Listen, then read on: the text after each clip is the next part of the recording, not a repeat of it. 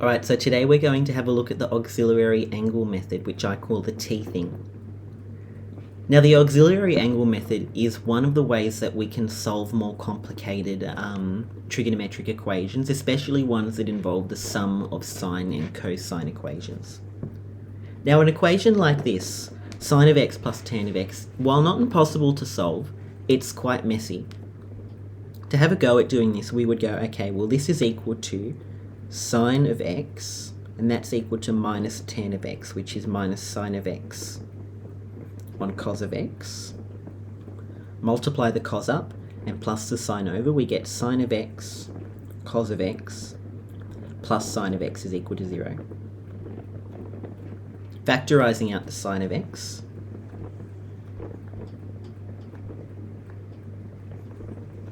we get sine of x is equal to 0 and cos of x is equal to minus 1. So sine of x is 0 at 0 and pi, and cos of x is minus 1 at pi. So my two solutions, just let me quickly check my other answers, are 0, pi, and then 2 pi as well. Or 0 and pi is really good enough.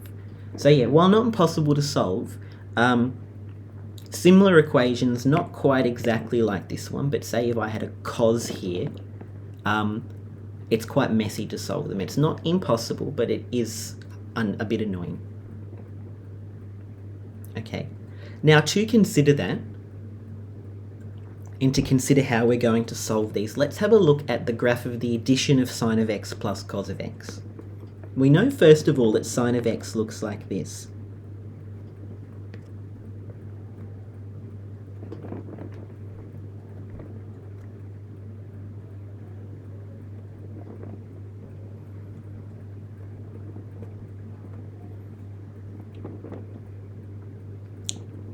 So this is the graph of sine of x here, and let's graph cosine of x. So cosine starts here, goes down, up like that.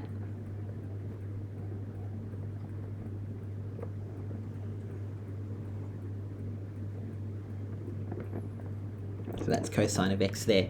Now let's use one of our first topics we did in year 11 of adding these two graphs. So I'm just going to start adding these two graphs like this.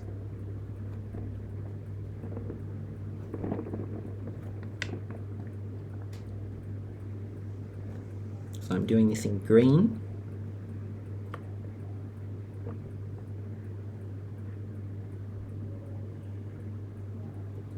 Okay, so that's the graph of the addition there. So that is y is equal to sine of x plus cos of x. So the thing, and the reason I've shown you how to do this is because we can see that I've graphed sine of x plus cos of x, and it has become another wave function. So that begs the question, can sine of x plus cos of x be expressed as a single wave function? Because if I'm adding them together and it's looking like a trigonometric curve, then surely we can come up with an equation for it. And we can. So we can see that the addition or likewise subtraction of a wave function is simply another wave function. Now this idea is something that is actually quite fascinating, and it's known as the Fourier theorem. Now Fourier theorem states that all smooth functions can be expressed as the sum of a series of sine and cosine functions.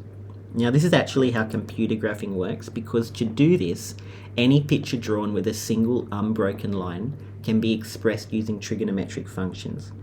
For example, this picture of a dinosaur can be actually represented as the sum of cosine and sine. It's quite a complicated equation, but it can be expressed as one. So any picture that's drawn with an unbroken line can be expressed as the sum of some amount of sine and cosine, and that's what's known as Fourier theorem. Right, let's have a go at simplifying the right-hand side of this expression here. So sine of x plus 30 we know can be written as sine of x cos of 30 plus sine of 30 cos of x. Now cos of 30 I think is root 3 on 2. Let's check quickly. Yep, root 3 on 2. So this is sine x root 3 on 2 plus a half cos of x. So we can see that the sum of two trigonometric functions, cos and sine, has somehow been expressed as the sum of, not the sum, but has somehow been expressed as a single trigonometric function. That's the idea we're going to play with. So here we graphed sine of x plus cos of x, and that was the graph that we got when we did it by hand.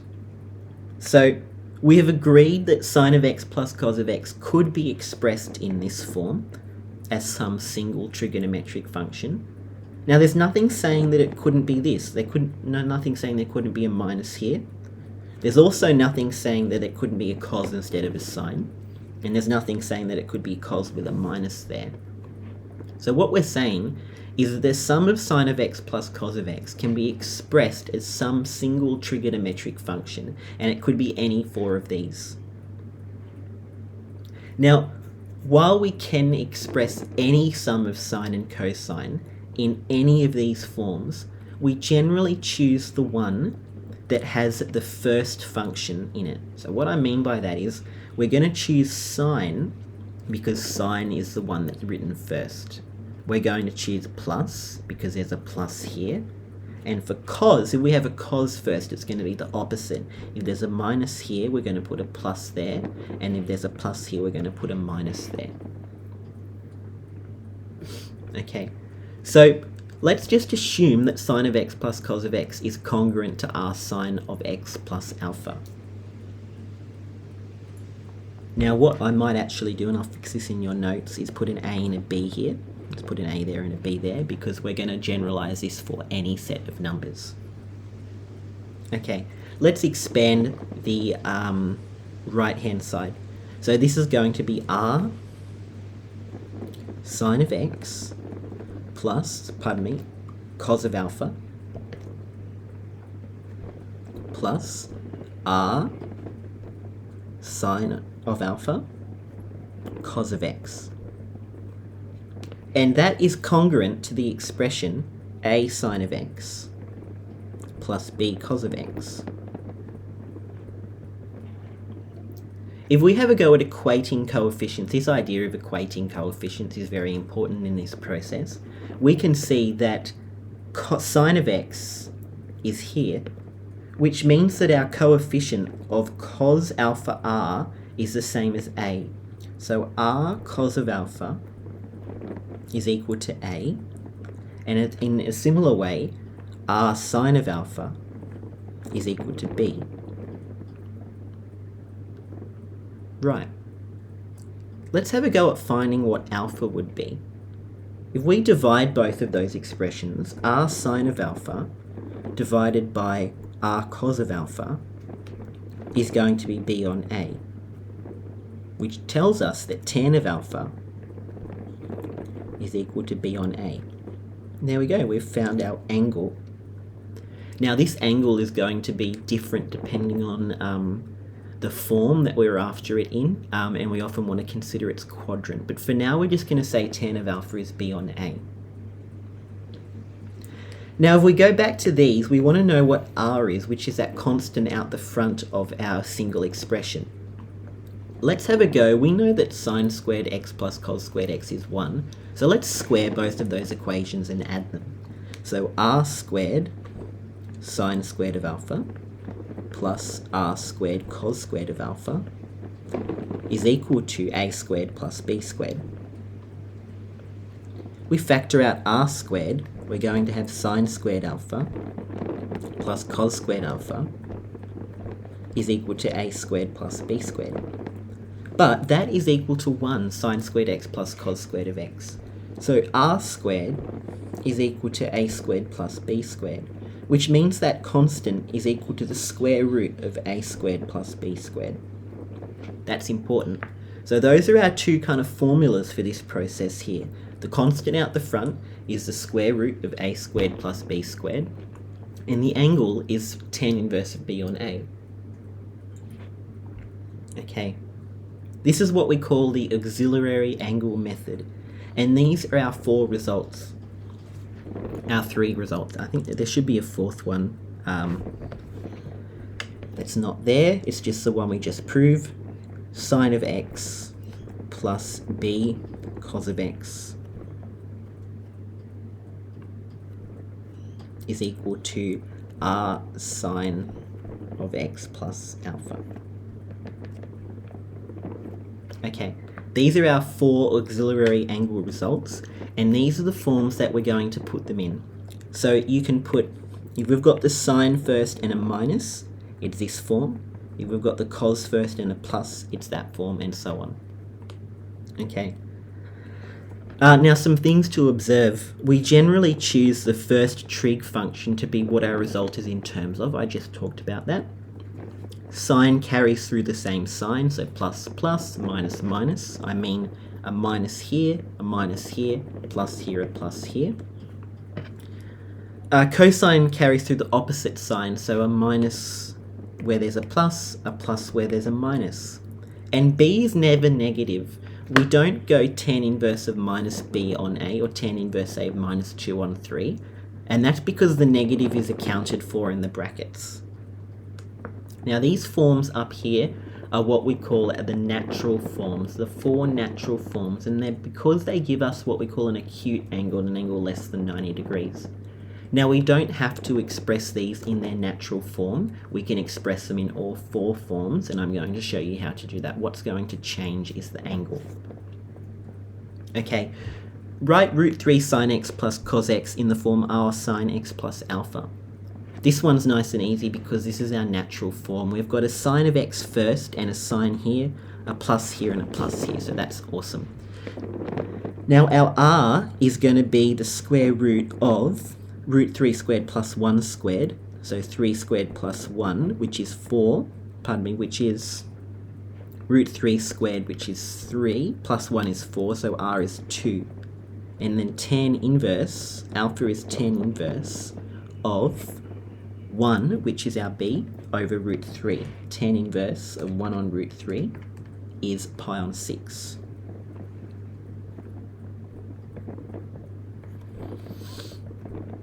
So therefore the form is 2 sine x plus pi on 6.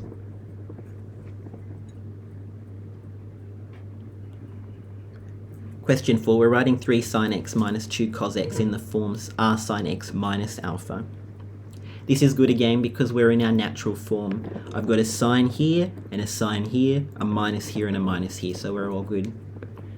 R is going to be the square root of 3 squared plus 2 squared, which is 9 plus 4, which is root 13. Let me just quickly check. Yep, so root 13. And alpha is going to be tan inverse of 2 on 3. It's very, very, not rare, but there's only a small amount of questions in the auxiliary angle method that are exact. So often we'll be approximating using the auxiliary angle method rather than finding exact answers. Now it doesn't say whether to do it in degrees, which is probably my fault, so let's just do it in degrees anyway. Tan inverse of 2 on 3 is 33 degrees 41 minutes. So therefore this is root 13 sine of x minus 33 degrees 41 minutes. Notice I didn't type any negative into my calculator. The negative is taken account in the brackets.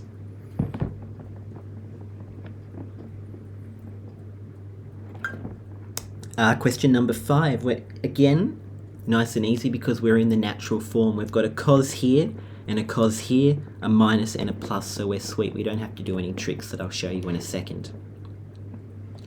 So again, our r is going to be the square root of 4 squared plus 7 squared.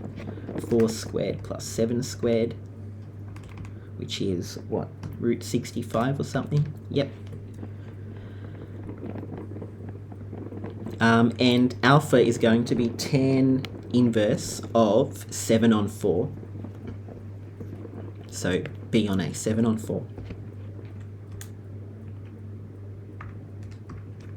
Which is 60 degrees, 15 minutes. So therefore, it is root 65 cos of x plus 60 degrees, 15 minutes. Okay, So as we discussed on the previous page, any sum of sine and cosine can be expressed in all four forms.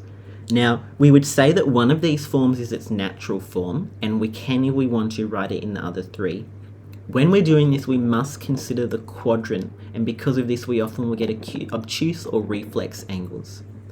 Now, the process derives from how we actually get the auxiliary angle results, especially equating coefficients.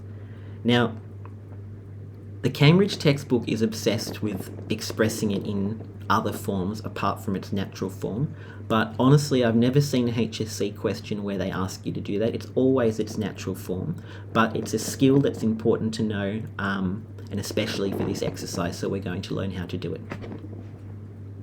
So first up, we have already done express sine of x plus cos of x in the form r sine x plus alpha. So the r is going to be the square root of 2. Root 2, I might change this to blue. Root 2, we can see that this is its natural form. There's a sine here, a plus here, and a plus here. Sine, we might do it in radians. X plus tan inverse of 1 on 1 is pi on 4.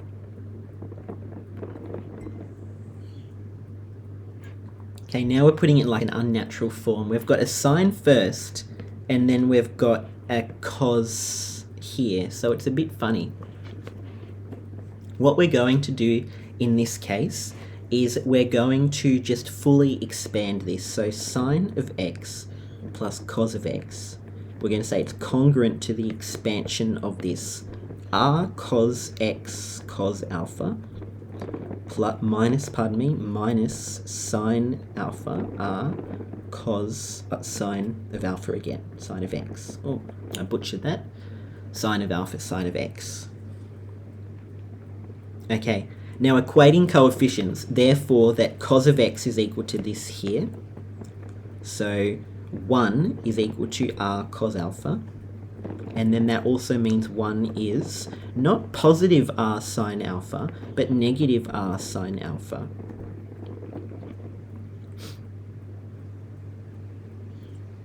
So r is minus sine alpha. Let's rewrite that in the proper order. We put this first, r cos alpha equals 1, r sine alpha equals 1. So therefore it's equal to, it's still going to be root 2 cos of x, but we've got to consider what quadrant we're in now. So if I've got a positive cos and a negative sine, if we draw our quadrants, cos is always x values and sine is y.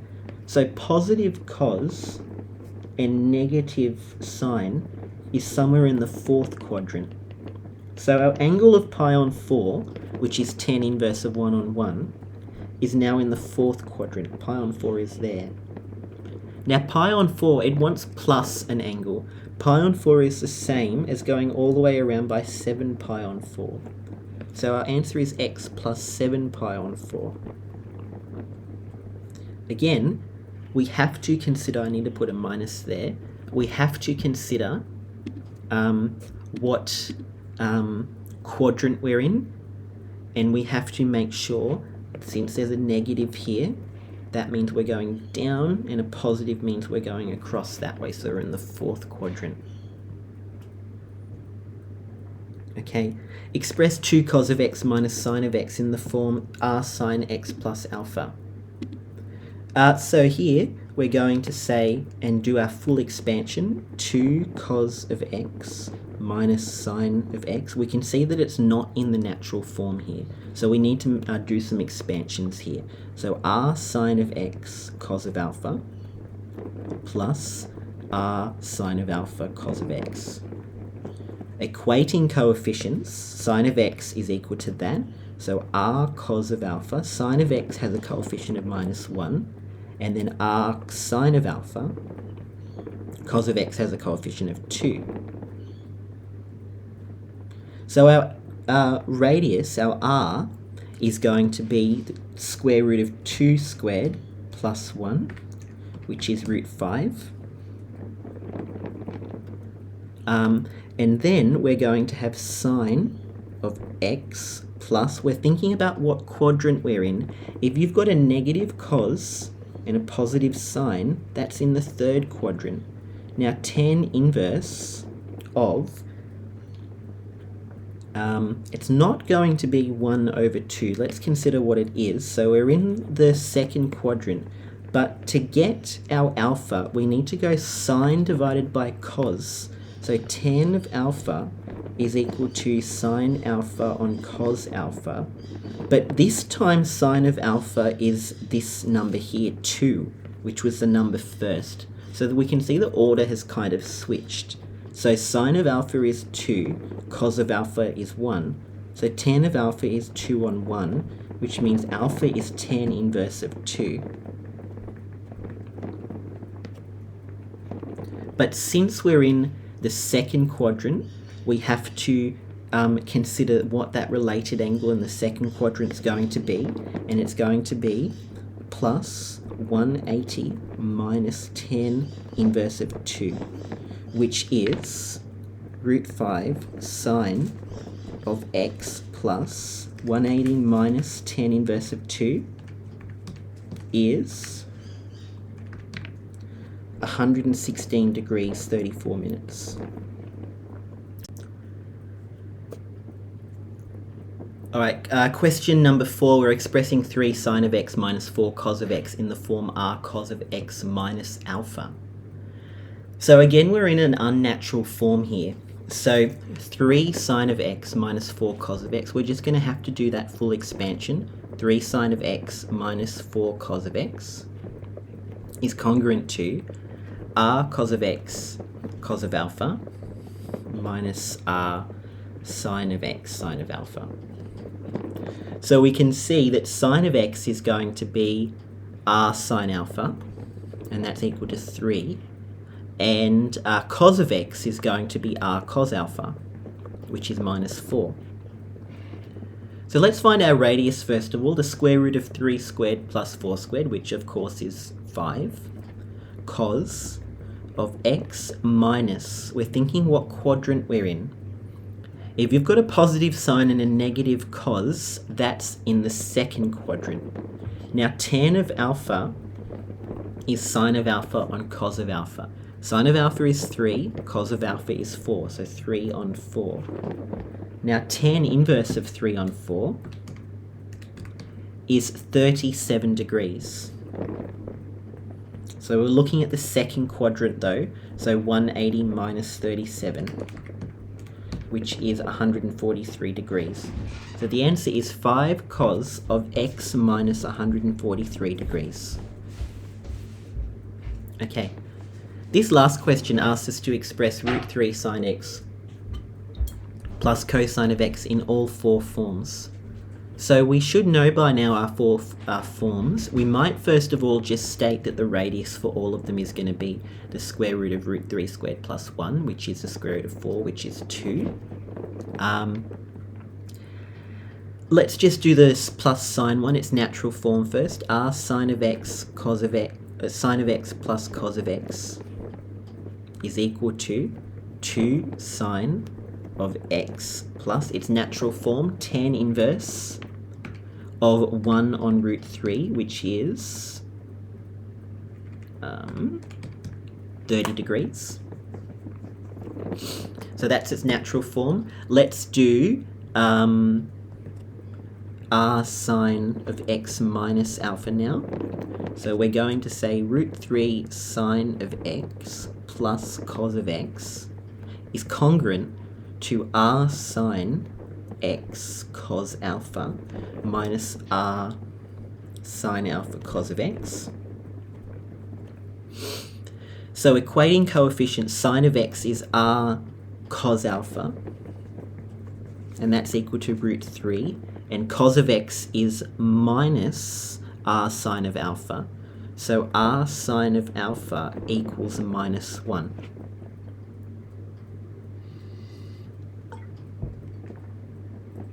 Okay, again our radius is still going to be 2, so therefore it's r sine x minus, thinking about what quadrant we're in, positive cos and negative sine is in the 4th quadrant. So we've got a 30 degrees here, So in the fourth quadrant, if we've got a 30 degrees there, it has to be 360 minus 30, which is 330 degrees.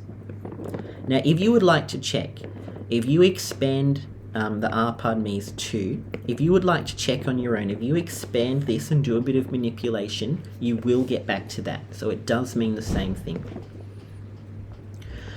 All right, let's do now r cos of x plus alpha. So we're going to say this expression is congruent to